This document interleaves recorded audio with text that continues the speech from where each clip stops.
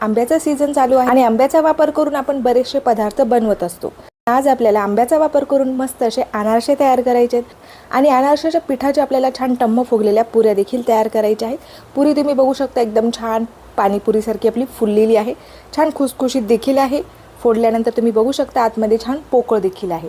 यामध्ये आपण आंब्याचा वापर केलेला आहे त्यामुळे चवीला तर एकदम छान लागतात। चला तर मग जास्त वेळ न घालता रेसिपीला सुरुवात करूया। आंब्याचे हे अनारसे तयार करण्यासाठी आपल्याला सगळ्यात अगोदर तांदूळ भिजू घालून घ्यायचे। तर मी या ठिकाणी 1 ग्लास तांदूळ घेतलेले आहेत। घरामध्ये रेग्युलर भात बनवण्यासाठी जे तांदूळ वापरले जातात तेच तांदूळ मी या ठिकाणी घेतलेले आहेत। तांदूळात आपल्याला छान स्वच्छ असे धुवून घ्यायचे। पहिल्याच दिवशी आपल्याला तांदूळ 2 ते 3 पाण्याने छान स्वच्छ असे धुवून घ्यायचे आहेत। त्यानंतर आपल्याला फक्त प्रत्येक दिवशी तांदळातील पाणी बदलायचं आहे। तर या ठिकाणी आता आपण तांदूळ छान स्वच्छ असे धुवून घेतलेले आहेत। तांदूळ पूर्णपणे पाण्यामध्ये बुडतील एवढं पाणी मी यामध्ये घातलेलं आहे। तर 2 ते 3 दिवसासाठी आपल्याला हे तांदूळ भिजत ठेवायचे आहेत। आता चौथ्या दिवशी तांदळातील जे पाणी आहे ते आपल्याला पाणी काढून घ्यायचं आहे आणि तांदूळ आपल्याला एका चाळणीवरती काढून घ्यायचे आहेत। तांदळातील जे पाणी आहे ते पूर्णपणे आपल्याला निथळू द्यायचं आहे। तांदळातील जे पाणी आहे ते चाळणीवरती तांदूळ काढल्यामुळे पूर्णपणे निथळून जातं। तांदळातील पाणी पूर्णपणे निथळून गेलेलं आहे। एका कॉटनच्या कपड्यावरती आपण हे तांदूळ पसरून घेतलेले आहेत। पंख्याखालीच आपल्याला हे तांदूळ सुकवून घ्यायचे आहेत, उन्हाला अजिबात सुकवायचे नाहीये। आपल्याला तांदूळ एकदम जास्तही सुकवायचे नाहीत। तांदळातील ओलावा आपल्याला टिकून राहील इतपतच आपल्याला हे तांदूळ सुकवून घ्यायचे आहेत। तांदळाला हात लावल्यानंतर आपल्या हाताला अजिबात पाणी लागत नाहीये। तांदूळ छान कोरडा झालेला आहे पण ओलसर आहे आणखीनही। आता तांदूळ आपल्याला मिक्सरला बारीक दळून घ्यायचे आहे। जेवढे शक्य होतील तेवढे आपल्याला हे तांदूळ बारीक करून घ्यायचे आहेत। तर बघू शकता तुम्ही अशा पद्धतीने आपण तांदूळ एकदम छान बारीक असे दळून घेतलेले आहेत। आता आपल्याला हे तांदळाचं जे पीठ आहे ते चाळून घ्यायचं आहे। यामध्ये तांदळाचे कण राहू शकतात किंवा तांदळाची चुरी राहू शकते, त्यामुळे आपल्याला तांदळाचं हे पीठ चाळून घ्यायचं आहे।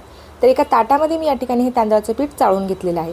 बाकीचे राहिलेले जे तांदूळ आहेत ते देखील आपण अशाच पद्धतीने मिक्सरला बारीक दळून घेऊया। आता चाळणीवरती जी चुरी राहिलेली आहे ती आपल्याला परत तांदळासोबत बारीक करून घ्यायची आहे। राहिलेले जे तांदूळ आहेत ते देखील आपण मिक्सरला बारीक करून घेतलेले आहेत। हे देखील आपण या ठिकाणी चाळून घेतलेले आहेत। आता यामध्ये आपल्याला गूळ घालून घ्यायचा आहे। 1 ग्लास मी या ठिकाणी तांदूळ घेतले होते, त्यासाठी मी या ठिकाणी अर्धा ग्लास बारीक चिरून घेतलेला गूळ घेतलेला आहे। गूळ मी बारीक चिरून घेतलेला आहे पण गुळाचे यामध्ये थोडेसे खडे आहेत, त्यामुळे आपण या ठिकाणी मिक्सरला याला फिरून घेऊया। तर मिक्सरला मी हा गूळ बारीक करून घेतलेला आहे। आता तांदळाच्या पिठामध्ये आपल्याला हा गूळ छान असा मिक्स करून घ्यायचा आहे। हाताने आपल्याला जरा वेळ याला चोळून घ्यायचा आहे, म्हणजेच या पिठामध्ये गूळ छान व्यवस्थित असा मिक्स होतो। 2 ते 3 मिनिट आपण पीठ छान असं मळून घेतलेलं आहे। गूळ आपल्या छान पिठामध्ये मिक्स झालेला आहे। आता आपल्याला या ठिकाणी आंब्याचा वापर करायचा आहे। गॅसवरती मी एक जाड बुडाची कढई ठेवलेली आहे। कढईमध्ये आपल्याला अर्धी वाटी म्हणजेच साधारण 4 मोठे चमचे आपल्याला आंब्याचा रस घालून घ्यायचा आहे। आंब्याचा गर मी या ठिकाणी पाणी किंवा दूध न टाकता मिक्सरला फिरून घेतलेला आहे आणि घट्टसर असा आपण आंब्याचा रस तयार करून घेतलेला आहे। त्या कढईमध्ये आपण आंब्याचा रस घालून घेतलेला आहे। यामध्ये आपल्याला अनारशाचं पीठ घालून घ्यायचं आहे। आता पीठ आपल्याला जरा वेळ गरम करून घ्यायचं आहे। पीठ भरपूर असं कोरडं वाटत आहे। आता जरा वेळ आपण याला गरम केलं की गुळाचं पाणी होतं आणि हे पीठ थोडंसं पातळसर होतं, त्यामुळे आपण हे पीठ मिक्सरला फिरवलेलं नाहीये। आता या ठिकाणी बघू शकता तुम्ही सुरुवातीला खूप कोरडं वाटत होतं हे पीठ, पण आता पूर्णपणे ओलसर झालेलं आहे।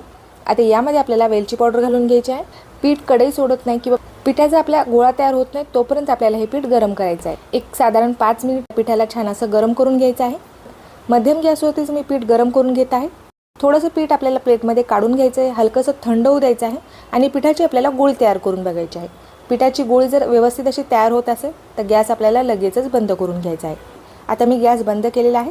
आता हे तयार झालेलं जे पीठ आहे ते आपल्याला एका ताटामध्ये काढून घ्यायचं आहे। पिठाचा अशा पद्धतीने एक गोळा तयार होत आहे। अजिबात पीठ ताटाला चिटकत नाहीये किंवा अजिबात आपले पीठ हाताला देखील चिटकत नाही। ज्या पद्धतीने आपण अनारशाचं पीठ भिजवतो त्याच पद्धतीचे आपले हे पीठ तयार झालेलं आहे। 1 ते 2 दिवस आपल्याला हे पीठ मुरू द्यायचं आहे। यामध्ये आपण आंबा टाकलेला आहे म्हणून पीठ अजिबात खराब होत नाही, कारण आपण याला गरम करून घेतलेलं आहे। तुम्ही 2 ते 3 दिवस हे पीठ ठेवू शकता। तर मी या ठिकाणी 2 दिवस हे पीठ मुरण्यासाठी ठेवलं होतं। तिसऱ्या दिवशी तुम्ही बघू शकता आपले जे पीठ आहे ते एकदम छान पेड्यासारखं मऊ झालेलं आहे।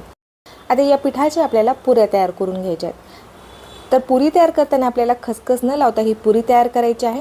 पिठाचा मी अशा पद्धतीने गोळा तयार करून घेतलेला आहे। आता आपल्याला हे लाटून घ्यायचं आहे। पोळीपाटाला मी थोडंसं तेल लावून घेतलेलं आहे आणि यावरती आपल्याला हे पीठ लाटून घ्यायचं आहे।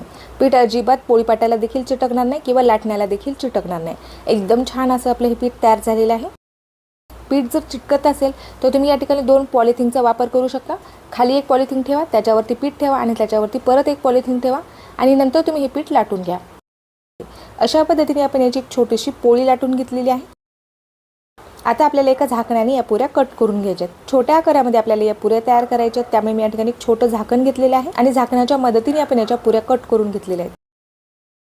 बघू शकता अजिबात पीठ जराही कुठे चिटकलेलं नाहीये. एकदम छान अशी आपली ही पुरी तयार झालेली आहे.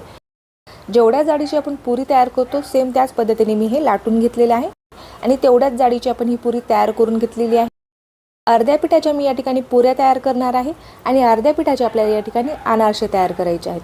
पहिल्यापेक्षा थोडासा मोठा मी या ठिकाणी गोळा घेतलेला आहे. आता हे देखील आपण लाटून घेऊया. पोळीच्या आकाराचं मी याला लाटून घेतलेलं आहे. थोडंसं जाडसर आपण हे लाटून घेतलेलं आहे. आता याच्या देखील आपण झाकणाने पुऱ्या कट करून घेऊया. तर झाकणाच्या मदतीने मी याच्या देखील पुऱ्या कट करून घेतलेल्या आहेत. बघू शकता तुम्ही एकदम छान मस्त अशा आपल्या या पुऱ्या तयार झालेल्या आहेत. आता आपण या पुऱ्या तळून घेऊया. झाकणाच्या मदतीने पुऱ्या कट केल्यामुळे एकाच वेळेला आपण या ठिकाणी 7 ते 8 पुऱ्या तयार करून घेतलेल्या आहेत. कमी गॅसवरती मी तेल छान असं गरम करून घेतलेलं आहे. तेलामध्ये मी 2 ते 3 पुऱ्या सोडून घेतलेल्या आहेत. सुरुवातीच्या 1-2 पुऱ्या फुगत नाहीत, पण नंतर तेल छान तापल्यानंतर आपल्या पुऱ्या एकदम छान पाणीपुरीसारख्या फुलल्या जातात. तर मी तेलामध्ये सुरुवातीला 2 ते 3 पुऱ्या सोडून घेतलेल्या आहेत. यामधील बघू शकता तुम्ही 2 पुऱ्या फुललेल्या आहेत, 1 पुरी अजिबात फुललेली नाही आहे. तर सुरुवातीच्या 1-2 पुऱ्या आपल्या फुलत नाहीत. अलटीपलटी करत रंग बदलेपर्यंत आपल्याला या पुऱ्या कमी गॅसवरती तळून घ्यायच्या आहेत. मस्त अशा आपल्या पुऱ्या तळलेल्या आहेत, छान फुललेल्या देखील आहेत. आता आपण या पुऱ्या काढून घेऊया. झाऱ्यावरती आपल्याला पुऱ्या काढायच्या आहेत. यामधील जे एक्स्ट्रा तेल आहे ते आपल्याला पूर्णपणे निथळून घ्यायचं आहे. तर मस्त अशा टम्म फुगलेल्या अनारशाची आपली ही पुरी तयार झालेली आहे. आता आपण आणखीन काही पुऱ्या तळून घेऊया. तर कढईमध्ये मी आणखीन काही पुऱ्या सोडून घेतलेल्या आहेत. त्या देखील पुऱ्या बघू शकता तुम्ही एकदम छान फुललेल्या आहेत. टाकलेली प्रत्येक पुरी मस्त अशी आपली फुललेली आहे. छान पाणीपुरीसारख्या आपल्या या पुऱ्या तयार झालेल्या आहेत. गरम असताना या पुऱ्या थोड्याशा मऊ वाटतात, पण थंड झाल्यानंतर या पुऱ्या छान खुसखुशीत तयार होतात. त्या सर्व पुऱ्या मी या ठिकाणी तळून घेतलेल्या आहेत. तर पुऱ्या बघू शकता तुम्ही छान टम्म फुगलेल्या आहेत, मस्त खुसखुशीत झालेल्या आहेत. सुरुवातीला एकदम मऊ वाटत होत्या, पण आता छान खुसखुशीतपणा आलेला आहे. यामध्ये पुरी मी तुम्हाला तोडून देखील दाखवत आहे. वरच्या बाजूने थोडीशी खुसखुशीत आहे, आतमध्ये थोडीशी मऊ आहे. खाण्यासाठी एकदम अप्रतिम चवीची लागते. यामध्ये तुम्ही थोडासा आंब्याचा रस घालून या पुऱ्या तुम्ही खाऊ शकता किंवा नुसत्या खाल्ल्यात तरी देखील खूप मस्त लागतात. एकदम सोप्या पद्धतीने आंबा अनारसा पुरी या ठिकाणी तयार करून घेतलेली आहे. आता आपण याच पिठाचे अनारसे देखील तयार करून घेऊया. राहिलेलं जे अर्ध पीठ आहे ते मी ताटामध्ये काढून घेतलेलं आहे. पिठाला आपल्याला परत एकदा छान असं मळून घ्यायचं आहे. जर गरज वाटली तर तुम्ही यामध्ये थोडंसं दुधाचा वापर करू शकता, पण पीठ आपले एकदम छान मऊ आहे त्यामुळे आपल्याला यामध्ये दुधाचा वापर करण्याची अजिबात गरज नाही आहे. पीठ मी एकदम छान असं मळून घेतलेलं आहे. आता आपल्याला या पिठाचा एक पेढा तयार करून घ्यायचा आहे. ताटामध्ये आपल्याला थोडीशी खसखस घालून घ्यायची आहे आणि खसखसवरती आपल्याला हा अनारसा थापून घ्यायचा आहे. तर 2 बोटाच्या मदतीने आपल्याला हा अनारसा खसखसवरती पसरून घ्यायचा आहे. थोडासा जाड ठेवायचा आहे, जास्तही पातळ करायचं नाही आहे. तुम्हाला थोडासा मऊ आणि सॉफ्ट हवा असेल तर थोडासा जाड तयार करून घ्या आणि कमी तळून घ्या, म्हणजेच आपला जो अनारसा आहे तो छान मऊ आणि सॉफ्ट तयार होतो. बऱ्याच जणांना खुसखुशीत अनारसे आवडतात, त्यावेळेला तुम्ही थोडासा पातळ अनारसा केलात तरी देखील हरकत नाही आणि त्यावेळेला तुम्ही थोडासा जास्त तळलात तर छान खुसखुशीत अनारसा तयार होतो. तर मी या ठिकाणी एवढ्या जाडीचा हा अनारसा तयार करून घेतलेला आहे. अनारशाला छान खसखस देखील लागलेली आहे. आता आणखीन मी या ठिकाणी एक अनारसा तयार करून दाखवत आहे. तर मस्त असा आपला दुसरा देखील अनारसा या ठिकाणी तयार झालेला आहे. आणखीन काय मी अनारसे या ठिकाणी तयार करून घेत आहे. तर थोडेसे अनारसे मी या ठिकाणी तयार करून घेतलेले आहेत. आता आपण लगेचच अनारसे तळून घेऊया. कमी गॅसवरती तेल आपण गरम करून घेतलेलं आहे. अनारसे तळण्यासाठी आपल्याला तेल एकदम कमी तापलेलं पाहिजे. तेलामध्ये आपल्याला हा अनारसा सोडून घ्यायचा आहे. खसखसची बाजू आपल्याला तेलामध्ये वरच्या बाजूला करायची आहे आणि वरच्या बाजूला आपल्याला झाऱ्याने तेल सोडून तळून घ्यायचं आहे. अनारसा आपल्याला तेलामध्ये पलटी करायचं नाही आहे, एकच बाजू आपल्याला अनारशाची तळायची आहे. वरच्या बाजूने आपल्याला तेल सोडून घ्यायचं आहे आणि मस्तच आपल्याला हा अनारसा तळून घ्यायचा आहे. तर बघू शकता तुम्ही मस्तच आपला हा अनारसा तळलेला आहे. आंबा टाकल्यामुळे यामध्ये जास्त याला डार्क रंग आलेला नाही आहे. छान पिवळसर रंगामध्ये आपले अनारसे तयार झालेले आहेत. झाऱ्यावरती जरा वेळ आपल्याला अनारसा ठेवायचा आहे, म्हणजे यामधील तेल निथळून जाईल. तर मस्त असे आपले हे आंब्याचे अनारसे तयार झालेले आहेत. आणखीन आपण एक अनारसा तेलामध्ये सोडलेला आहे, तो देखील अनारसा आपण सेम याच पद्धतीने तळून घेऊया. वरच्या बाजूने मी तेल सोडून घेतलेले आहे आणि मस्त असं आपण दुसरा देखील अनारसा तळून घेतलेला आहे. बाकीचे राहिलेले जे अनारसे आहेत ते देखील आपल्याला सेम याच पद्धतीने तळून घ्यायचे आहेत. तर बघू शकता तुम्ही सर्व अनारसे मी या ठिकाणी तळून घेतलेले आहेत. तर आपले एकदम छान मऊ असलेले थोडेसे खुसखुशीत अनारसे तयार झालेले आहेत. यामध्ये आंबा टाकल्यामुळे याला एकदम छान अशी चव येते. पारंपरिक पद्धतीने आपण अनारसे नेहमीच तयार करतो, पण एकदा तुम्ही या पद्धतीने अनारसे तयार करून बघा. या अगोदर देखील मी तुमच्यासोबत ओल्या नारळाच्या अनारशाची रेसिपी शेअर केलेली आहे. ते देखील अनारसे चवीला अप्रतिम झाले होते. तर हे देखील अनारसे तुम्ही एकदा नक्कीच ट्राय करून बघा. आणि अनारशाची तुम्हाला ही एकदम आगळी वेगळी नवीन रेसिपी कशी वाटली ते मला कमेंट करून नक्कीच कळवा.